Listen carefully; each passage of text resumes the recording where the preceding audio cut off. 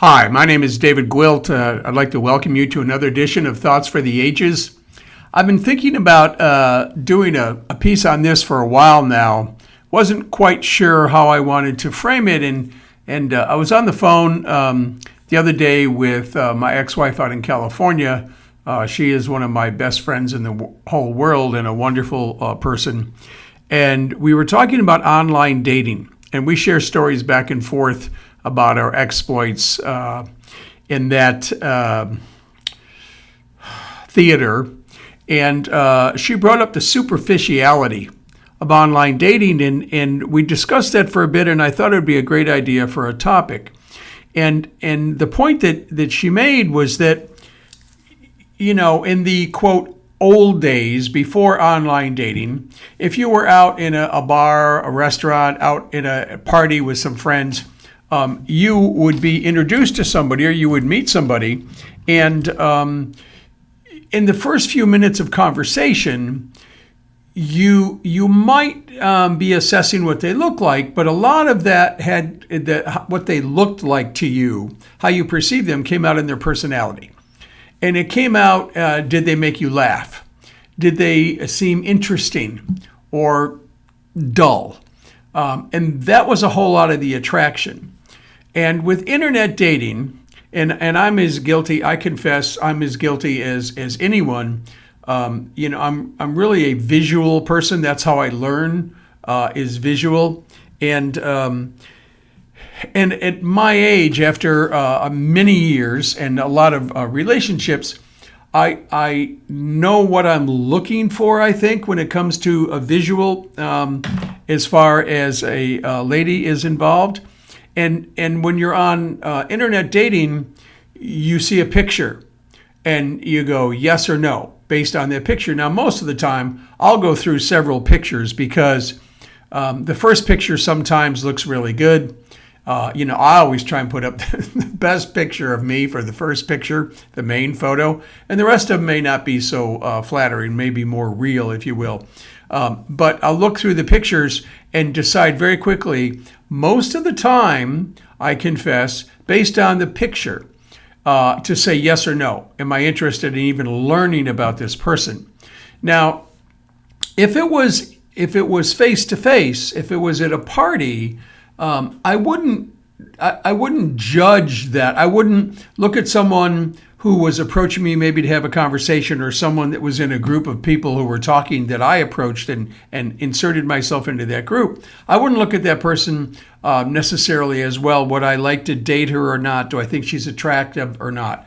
I would listen to that conversation, listen to what she had to say, introduce myself maybe, or she would introduce herself. We would have some banter going on. And if she was funny, if she, made me laugh, if you will, I was immediately more interested.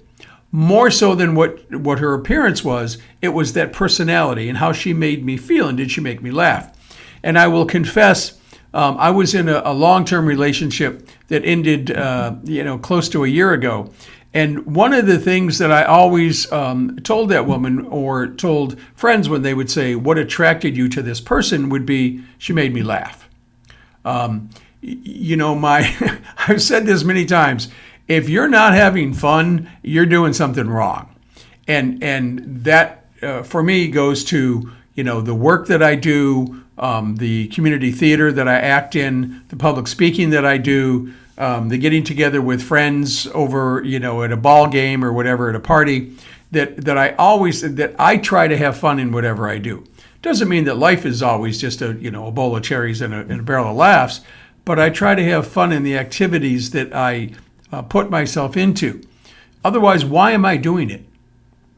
What's the purpose of it? And the older I get, the more I feel that way, that, realizing that I have less time to spend before my last day than I had already spent. Now, true confession, I will turn 75 years old next month in September.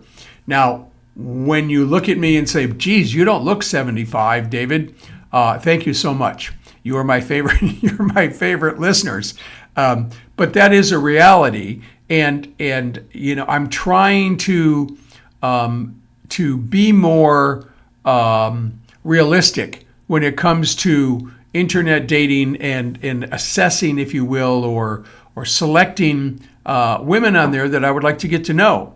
And it's a struggle that I have not to be superficial and to judge people, in a cursory level, in a superficial level, in a flimsy level, just with a look and then say, no, I don't like the way they look. Some people are not photogenic. I mean, I have friends who, in person, they're a very attractive person. Their smile is great, their eyes sparkle, but in photos, for whatever reason, it doesn't come across. The camera doesn't, quote, like them, unquote. So I'm trying to learn to be less superficial when it comes to online dating. And if you are involved in online dating, then take a tip from my good friend, my ex-wife, Terry in California. And don't be so superficial just to swipe left, swipe left, swipe left if you don't like the way that person looks. You might want to read the rest of the information about them and then give it a shot and send them a text, maybe get a phone number and have some conversation. You can tell a lot about people by their voice, whether they sound old, if you will, quote unquote old, like they're just tired and slow, or if they have a lot of energy, and they sound like someone that wants to get out and do things and have a good time. And don't be superficial like, unfortunately, I tend to be sometimes. So that's the message for today. Again, my name is David Gwilt. This is Thoughts for the Ages. If you would like to comment, please do so. You can reach me, David, at davidagwilt.com. That's spelled Gwilt, David at davidagwilt.com. If there's a topic you'd like me to discuss, please let me know that as well. And I really appreciate you listening, and have a great day. Bye-bye.